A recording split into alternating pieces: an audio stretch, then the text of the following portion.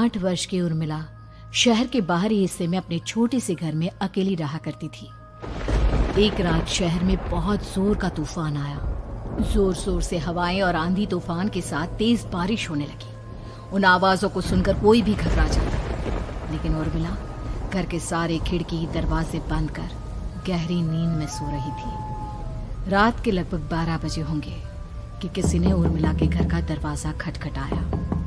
दरवाजे के खटखटाने की आवाज सुनकर उर्मिला की नींद खुलती है। आखिर इतनी रात को कौन आया होगा? उर्मिला जाकर दरवाजा खोलती है तो सामने लगभग 26 साल की बेहद सुंदर लड़की को खड़ा देख हैरान रह जाती है। कौन हो बेटा? और इतनी रात को इतने भयंकर तूफान में कहाँ भटक रही हो? चाची, आपने मुझे पहचाना नहीं? मैं आपकी दूर की रिश्तेदार शालिनी। अरे हाँ, बचपन में तुझे देखा था। इतनी जवान हो गई है, कैसे पहचान में आती? लेकिन तू यहाँ क्या कर रही है, और वो भी ऐसी अंधेरी तूफान भरी रात में? उर्मिला की बात सुनते ही शालिनी की आंखों से आंसू बहने लगे। वो फूट फूट कर रोने लगी। ये देखकर उर्मिला को कुछ समझ में नहीं आया और उसने शालिनी का हाथ पकड़कर घर के अंदर आने के लिए कहा। जैसे ही शालिनी घर के अंदर रोशनी में आई, उर्मिला की नजर उसके पेट की तरफ गई, जिसे देखकर ये साफ पता चल रहा था कि वो प्रेग्नेंट है। अरे, तू तो पेट से है। ऐसी हालत में इतने भयंकर तूफान में आधी रात को बाहर भटक रही है। आखिर बात क्या है बेटा? मुझे सब कुछ साफ साफ बता।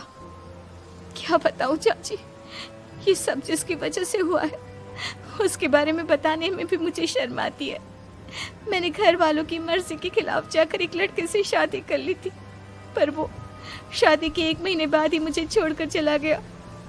छोड़कर चला गया का क्या मतलब? क्या उसके साथ कोई हादसा हो गया? नहीं, उसे कोई दूसरी लड़की पसंद आ गई और मेरी प्रेगनेंसी की खबर सुनते ही उसने मुझे बेसहारा छोड़ दिया। उसके बाद मैं अपने घर गई, लेकिन माँ पापा ने मुझे घर में कदम तक नहीं रखने दिया। तभी मुझे आपकी याद आई। कोई बात नहीं, कोई बात नहीं। तुमने यहाँ आकर अच्छा ही किया। एक काम करो, तुम आराम करो। वैसे भी ऐसी हालत में इतना घूमना फिरना और इस तरह आधी रात को बाहर भटकना ठीक नहीं होता। प्रेग्नेंट औरत को आधी रात को घर से बाहर नहीं निकलना चाहिए। बुरी आत्माएं उस पर अपना असर दिखा सकती है। और इतना कहकर उर्मिला ने शालिनी को एक दूसरे कमरे में जाकर आराम करने के लिए कहा। लेकिन जैसे ही शालिनी अपने कमरे में जाने लगी, अचानक से उर्मिला ने उसे रोक लिया। एक बात बताओ बेटा, तुम्हारा कौन सा महीना चल रहा है? पेट देखकर तो लगता है कि लगभग 6 महीने पूरे हो गए होंगे। उर्मिला की बात सुनकर शालिनी के होठों पर मुस्कुराहट आ गई। चाची जी, अभी सिर्फ 1 ही महीना हुआ है। शालिनी की बात सुन उर्मिला दंग रह गई। उसे समझ में नहीं आ रहा था कि प्रेगनेंसी के पहले ही महीने में शालिनी की हालत ऐसी क्यों थी।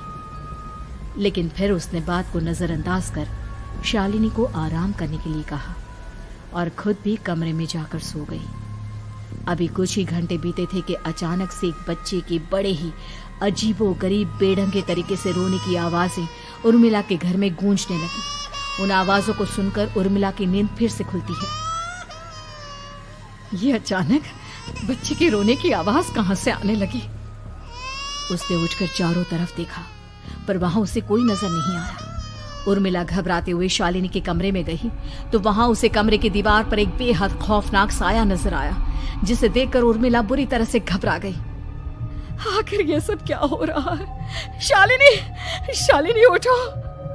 उसने जोर जोर से आवाज देकर शालिनी को जगाने की कोशिश की, लेकिन ऐसा लग रहा था जैसे उसकी आवाज शालिनी तक पहुंच ही नहीं रही थी। कमरे की दीवार पर एक बहुत बड़ा और बेहद डरावने दिखने वाले इंसान का साया और एक बच्चे के अजीबोगरीब ढंग से रोने और चीखने की आवाजें अब उर्मिला को ज्यादा डराने लगी थी। उर्मिला को शालिनी की चिंता सताने लगी और उसने पूरी ताकत के साथ चीखकर शालिनी को आवाज लगाई, शालिनी! तभी अचानक सब कुछ एकदम पहले जैसा हो जाता है और उर्मिला की आवाज सुनकर शालिनी की नींद खुलती है। क्या हुआ चाची? आप इतनी तेज क्यों चिल्ला रही हैं? अब ठीक तो है ना? अभी अभी मैंने तुम्हारे कमरे में कुछ अजीब सा देखा। तुम ठीक हो ना शालिनी? मुझे यहाँ एक बच्चे के रोने की आवाजें आ रही थी। लगता है आपको मेरी कुछ ज्यादा ही चिंता हो गई है। आपने मेरी प्रेगनेंसी के बारे में कुछ ज्यादा ही सोच लिया होगा। मैं एकदम ठीक हूँ, आप आराम से सो जाइए। इतना कहकर शालिनी ने उर्मिला को फिर से अपने कमरे में जाने के लिए कहा और खुद भी जाकर सो गई। पर अब उर्मिला की आंखों से नींद गायब हो चुकी थी। अगली सुबह जब शालिनी उठी तो वो सीधा उर्मिला के पास आई। गुड मॉर्निंग चाची। तभी अचानक उर्मिला की नजर शालिनी के पेट पर पड़ती है, जिस पर नीले रंग से एक अजीब सी आकृति नजर आ रही थी। शालिनी, ये तुम्हारे पेट को क्या हुआ? मैंने इतनी औरतों को देखा है, ऐसा तो किसी के साथ नहीं होता। शालिनी ने जैसे ही अपने पेट की तरफ देखा तो उसे वहां कुछ भी नजर नहीं आया। चाची कुछ भी तो नहीं है, सब कुछ एकदम नॉर्मल है। आपको क्या अजीब लग रहा है? इससे पहले कि उर्मिला उसके सवाल का कोई जवाब देती, अचानक से शालिनी के पेट में जोर जोर से दर्द होने लगा। वो बुरी तरह दर्द से तड़पने लगी। चाची, चाची। ये सब देखकर उर्मिला बहुत घबरा गई। उसने धीरे धीरे शालिनी के पेट को सहलाना शुरू किया, लेकिन शालिनी का दर्द कम नहीं हुआ। उर्मिला जाकर रसोई से पानी का गिलास लेकर आई और शालिनी को पानी पिलाने की कोशिश करने लगी। ले बेटा, पानी पी ले, तुझे आराम मिलेगा। ले ले। नहीं चाची, मुझे बहुत तेज दर्द हो रहा है। अरे थोड़ा पी ले बेटा। जैसे ही उर्मिला ने शालिनी को पानी पिलाया, उसने देखा कि गिलास में बचा पानी का रंग नीला पड़ गया और शालिनी की आंखें अजीब हो गई। उसके पेट पर बच्चे का एक डरावना चेहरा नजर आने लगा। ये सब देखकर उर्मिला की डर से हालत खराब होने लगी, पर तभी शालिनी का दर्द ठीक हो गया। बेटी, अभी तुम्हारा दर्द ठीक है तो ऐसा करो, तुम थोड़ी देर आराम कर लो। शालिनी को आराम करने के लिए कहकर उर्मिला तेज कदमों से चलकर घर से बाहर निकल जाती है और पास ही रहने वाली एक औरत कालिंदी के पास पहुंचती है। अरे उर्मिला बहन, बड़े दिनों बाद दिखाई दी, क्या हुआ? बहुत घबराई हुई सी लग रही हो, सब ठीक तो है ना? क्या बताओ कालिंदी बहन, मेरी एक दूर की रिश्तेदार आई हुई है। वो पेट से है और उसके साथ ना अजीब अजीब चीजें हो रही है।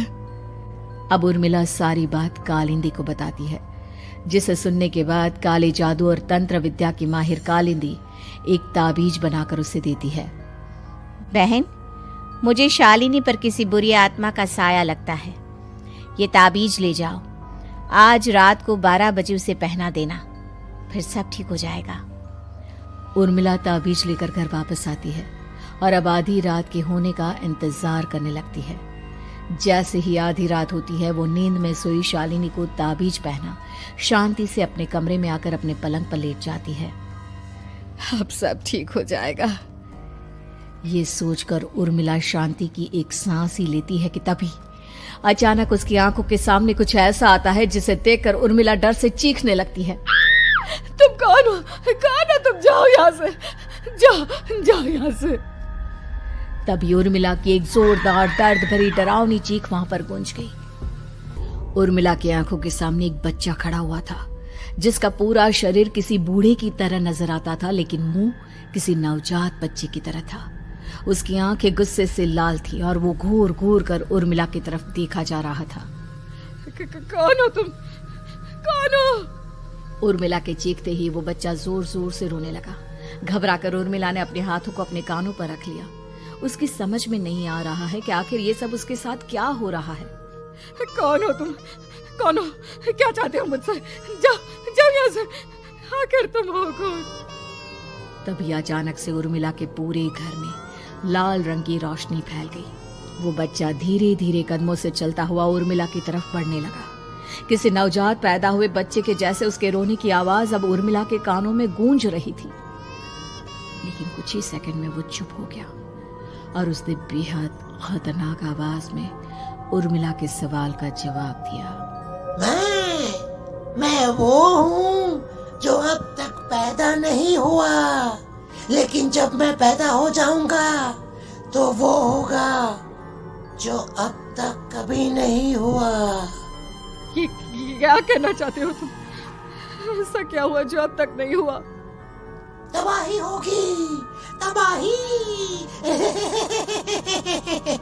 सब कुछ खत्म हो जाएगा और ये जो लड़की मुझे जन्म देने वाली है, मैं उसका खून पी जाऊंगा, सारा खून। उस बच्चे की बात सुनते ही उर्मिला बुरी तरह घबरा गई। उसका एक बुजुर्ग आदमी जैसा शरीर, एक नवजात बच्चे जैसा चेहरा, ये दोनों ही बातें उर्मिला की समझ से बाहर थी। तभी वो बच्चा अचानक गायब हो गया। घर का माहौल फिर से पहले जैसा हो गया। लाल रंग की रोशनी भी अब गायब हो चुकी थी। उर्मिला दौड़कर शालिनी के कमरे में पहुंची, जहां वो गहरी नींद में सोई हुई थी, पर उसके गले का ताबीज गायब हो चुका था। उठो उठो शालिनी, उठो बेटा, मुझे तुमसे जरूरी बात करनी है। अरे चाची क्या हुआ? इतनी रात को आप परेशान क्यों कर रही हैं? सब ठीक है ना? अभी जब तुम सो रही थी ना, तो मैंने तुम्हारे गले में एक ताबीज पहनाया था। कहाँ गया बेटा, बताओ मुझे। शालिनी ने चारों तरफ अपनी नजरें घुमाकर देखा, लेकिन वहां पर कोई ताबीज नहीं था। वह हैरानी से उर्मिला के चेहरे की तरफ देखने लगी। उसे समझ में नहीं आ रहा था कि आखिर उर्मिला किस ताबीज के बारे में बात कर रही थी। नहीं चाची, यहाँ कोई ताबीज नहीं है। लगता है आपने कोई बुरा सपना देखा है। मैंने कोई बुरा सपना नहीं देखा। खैर छोड़ो, तुम अब सो जाओ, फिर सुबह बात करते हैं। डर और घबराहट की वजह से उर्मिला की आंखों से नींद तो जैसे बिल्कुल गायब हो गई थी। अगली सुबह उर्मिला बिना कोई देर किए गांव के बाहर एक छोटी सी झोपड़ी में रहने वाले बूढ़े पंडित के पास पहुंची। पंडित जी, मेरी मदद कीजिए। अरे आओ आओ उर्मिला, क्या हुआ? सब ठीक तो है ना? क्या बताओ पंडित जी, बहुत बड़ी मुसीबत है। मेरी दूर की एक रिश्तेदार लड़की पेट से है और उसके साथ बहुत डरावनी चीजें हो रही है। कल रात को तो एक अजीब सा दिखने वाला बच्चा मेरी आंखों के सामने आकर खड़ा हो गया था। ये तुम क्या कह रही हो? मुझे साफ साफ बताओ कि आखिर तुमने क्या देखा? उर्मिला ने अपने साथ हुई बीती रात की पूरी घटना पंडित जी को बताई, जिसे सुन पंडित जी के माथे पर चिंता की लकीरें उभर आई। अनर्थ होने वाला है, अनर्थ। बरसों पहले भी उस हैवान ने एक लड़की के पेट से जन्म लिया था और उसके बाद उस शहर को पूरी तरह से तबाह कर दिया। कैसी विपदा पंडित जी, कैसे बात कर रहे हैं आप? बताइए मुझे, और इसका उपाय क्या है? इसका उपाय तो है, लेकिन बहुत कठिन है। हो सकता है कि उस उपाय को करने के दौरान तुम्हारी जान भी चली जाए। मुझे मेरी जान की कोई परवाह नहीं, पर आप जिस तबाही के बारे में बात कर रहे हैं, बस वो नहीं होनी चाहिए। लाखों लोगों की जान बचाने के लिए मैं कुछ भी करूंगी। तो ठीक है, मेरी बात ध्यान से सुनो। बरसों पहले एक भयानक तांत्रिक ने अपनी तंत्र क्रिया के जरिए एक मासूम लड़की के साथ रिश्ता बनाकर उसके पेट से जन्म लिया था। इस तरह से वो अपने जैसे लोगों की संख्या इस दुनिया में बढ़ाना चाहता था। आपके कहने का मतलब है कि शालिनी के पेट से भी उस शैतान को जन्म लेना है, इसलिए उसने उसके साथ ये सब किया है। ठीक पहचाना तुमने। अब मैं तुम्हें एक ऐसा सिंदूर दूंगा जिसे तुम्हें ले जाकर उस लड़की के पेट पर लगाना होगा। क्या ऐसा करने से सब कुछ ठीक हो जाएगा? नहीं उर्मिला, ये सब इतना आसान नहीं। उस लड़की के पेट पर सिंदूर लगाने के बाद तुम्हें उसका पेट काटकर उस हैवान को बाहर निकालना होगा। नहीं पंडित जी, मैं ये सब नहीं कर सकती। मैं भला एक जिंदा लड़की के पेट को अपने हाथों से कैसे काट सकती हूँ? अगर तुमने ऐसा नहीं किया तो कुछ ही दिनों में वो हैवान उस लड़की के शरीर से जन्म लेगा और उसके शरीर के सारे खून को पीकर अपनी ताकत को बढ़ाएगा। उसके बाद वो धीरे धीरे इस पूरे शहर को तबाह कर देगा। यहाँ पर कोई जिंदा नहीं बचेगा। लेकिन अगर मैं उसके पेट को काट दूंगी तो क्या वो जिंदा बच पाएगी? अगर शालिनी को कुछ हो गया तो, अगर उसकी मृत्यु हो गई तो? ऐसा कुछ नहीं होगा उर्मिला, तुम्हें अपने मन को पक्का करके ये काम करना ही होगा। सिंदूर लेने के बाद उर्मिला झोपड़ी से बाहर निकलने ही वाली थी कि तभी पंडित जी ने उसे पीछे से आवाज देकर रोका। उर्मिला, उस लड़की का पेट काटकर हैवान को बाहर निकालना ही काफी नहीं होगा। तुम्हें ध्यान रखना होगा कि ये सब करते हुए उस बच्चे का जो आधा बूढ़े का शरीर है उस पर सिंदूर की एक बूंद भी ना लगने पाए, क्योंकि अगर ऐसा हुआ तो वो तुम्हें और बाकी सबको कच्चा खा जाएगा। पंडित जी की बात सुन उर्मिला की आंखें फटी रह गई और उसके शरीर में डर की लहर दौड़ गई। फिर भी उसने हिम्मत की। ठीक है पंडित जी, मैं पूरी कोशिश करूंगी कि मैं उस हैवान को वहीं के वहीं खत्म कर पाऊं। इसके बाद उर्मिला तेज कदमों के साथ घर वापस आती है। दिन बीतता है, रात का अंधेरा छाने लगता है।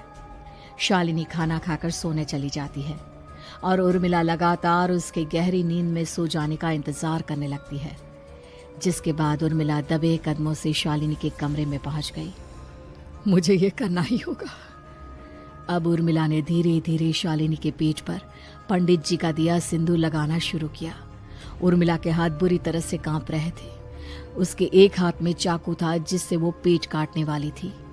उर्मिला ने एक नजर शालिनी के चेहरे की तरफ देखा और फिर डरते हुए उसके पेट पर चाकू चलाना शुरू किया। कमाल है, मैं इसका पेट काट रही हूँ और ये आराम से सो रही है। इसे दर्द नहीं हो रहा क्या? तभी अचानक उर्मिला के कानों में बच्चे की रोने की आवाज सुनाई देने लगी। उसने घबराकर चारों तरफ देखा पर वहां पर कोई नहीं था, बस रोने की आवाज लगातार आ रही थी। उर्मिला बिना रुके लगातार शालिनी के पेट को काटती रही। उसे इस बात का भी ध्यान रखना था कि सिंदूर बच्चे के बूढ़े आदमी वाली शरीर के हिस्से पर ना लगे। कुछ ही देर में वो हैवानी बच्चा उर्मिला के हाथों में था। उसने बड़ी ही सावधानी से उस बच्चे को बाहर निकाला और पंडित जी के कहे अनुसार उसे घर से दूर जलाने के लिए ले गई। पर तभी उसके सामने वही बूढ़े शरीर और बच्चे के चेहरे वाला बच्चा आ गया। अपनी गोद में और सामने भी बच्चे को देखकर उर्मिला हैरान रह गई। मुझे मारोगी? मुझे इतनी हिम्मत कैसे आ गई तुम्हारी? तुम पैदा नहीं हुए हो और मुझे पता है जब तक तुम्हारा जन्म नहीं हो जाता तो मुझे कुछ नहीं कर सकते। इतना बोलते ही उर्मिला तुरंत उस बच्चे को घास के ढेर पर फेंक कर उसमें आग लगा देती है, जिसके तुरंत बाद वो बूढ़े आदमी के शरीर और बच्चे के चेहरे वाला अजीब तांत्रिक का भूत भी वहां से गायब हो जाता है। कुछ देर बाद उर्मिला घर पहुंचती है तो वो ये देखकर हैरान रह जाती है कि शालिनी का पेट अपने आप जुड़ चुका था। शुक्र है भगवान का और उन पंडित जी का, अब सब ठीक हो जाएगा। सुबह शालिनी सोकर उठती है तो अपना पेट देख पूरी तरह घबरा जाती है। चाची, चाची ये सब क्या हो गया? मेरा पेट अचानक कम कैसे हो गया? मेरा बच्चा कहाँ गया चाची?